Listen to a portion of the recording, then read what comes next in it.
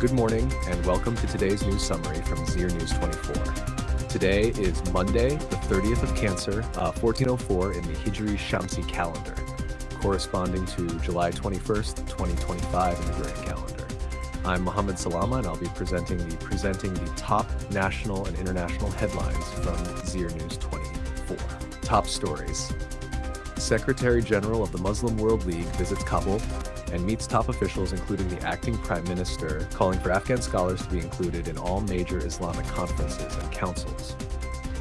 Islamic Emirate condemns Israeli attacks on women and children in Gaza. Continued Israeli bombardment of Gaza, 115 Palestinians killed in just one day. Clashes in southern Syria's Suwaida province continue, with the death toll reaching 1,119. Muslim World League in Kabul. The acting prime minister of the Islamic Emirate, Mullah Mohammed Hassan Akhund, met with a delegation led by Dr. Mohammed bin Abdul Karim Al Issa, Secretary General of the Muslim World League, during an official visit to Kabul. Al Issa emphasized the need for Afghanistan to integrate with the global community and reiterated the League's support for the Islamic Emirate. He called for Afghan scholars to participate in all major conferences and councils of the Muslim world. The acting prime minister requested Al Issa to use his influence to advocate for increasing Afghanistan's Hajj quota and criticized the silence of the Muslim world regarding the situation in Palestine. Al Issa also met with Foreign Minister Amir Muttaqi, where both sides discussed Afghanistan's recent developments, Islamic unity, and shared challenges. Muttaqi stressed the importance of strengthening Afghanistan's ties with the Islamic world. Islamic Emirate condemns attacks in Gaza.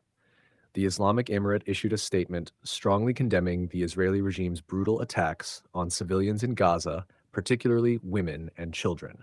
The statement denounced the blockade, starvation tactics, and bombings by Israeli forces, calling them crimes against humanity. The Islamic Emirate urged the Muslim world and humanitarian organizations to take swift action to deliver aid to the people of Gaza and to help end the aggression.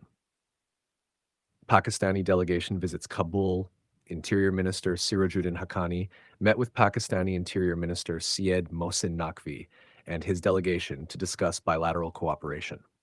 Haqqani emphasized the need for mutual visits to strengthen ties and requested better treatment for Afghan refugees and prisoners. Naqvi, for his part, committed to enhancing cooperation in security and counter-narcotics and pledged to provide facilitation for traders and civilians. Environmental cooperation with World Vision. Molavi Matiul Haq Khalis, head of Afghanistan's National Environmental Protection Agency, met with representatives from World Vision to discuss climate change, environmental cooperation, and sustainable development projects. World Vision representatives expressed willingness to expand cooperation in line with regional environmental strategies. Khalis called for technical, scientific, and financial collaboration from international institutions and stressed that Afghanistan needs serious support due to climate change, drought, and environmental degradation. Both sides agreed to form technical teams and begin joint planning and implementation of specific environmental projects.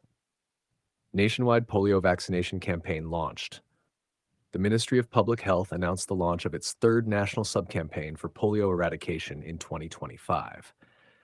Ministry spokesperson Sharafat Zaman Amar said the campaign, with support from international organizations, will run from July 21 to 24 across 187 districts in 19 provinces, targeting approximately 7.3 million children under the age of 5. While polio has been eradicated globally, it remains endemic in Afghanistan and Pakistan, according to UNICEF, making both countries critical zones in the fight against the virus. International news. Israeli bombardment of Gaza continues. Fresh Israeli strikes on Gaza have killed 115 Palestinians in a single day, including 79 people waiting for food aid near the Zikim Aid Corridor. The Gaza Ministry of Health reported that 19 people died from hunger in the last 24 hours, signaling a new phase of humanitarian disaster. In Khan Younis, a family of 5 taking shelter in a tent was killed. In Jabalia, 2 others were also killed, and displaced Palestinians in Deir al-Balah were targeted by drone attacks. Protests against the Israeli siege have intensified in several Muslim-majority countries, including Tunisia, Iraq, Turkey, Morocco, Lebanon, and Ramallah. Since October 7, 2023, the death toll has reached 58,895 Palestinians killed and 140,980 injured. Israel has also revoked the visa of UN humanitarian coordinator Jonathan Whittall for revealing facts about the Gaza crisis. Pope Leo on Sunday again condemned the war and expressed sorrow over an Israeli strike on Gaza's Catholic Church. Israeli strikes in Yemen and Gaza.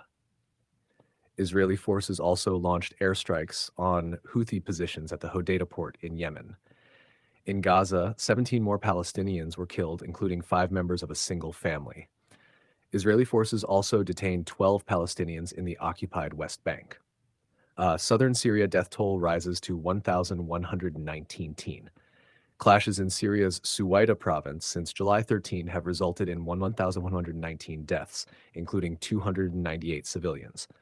The dead include 427 Druze militia fighters, 354 government troops, and others, some reportedly killed by Israeli airstrikes. A temporary ceasefire was announced on July 19 by interim President Ahmad al-Sharaa, but a planned prisoner exchange failed after fighting resumed. Plane crash in Bangladesh kills 19. A military training aircraft crashed onto a school building in Uttara, Dhaka, killing 19 people, including a student, and injuring more than 50. Many of the injured suffered severe burns. The government has promised a full investigation and support for the victims' families. 2 Israeli soldiers arrested in Belgium on war crimes charges.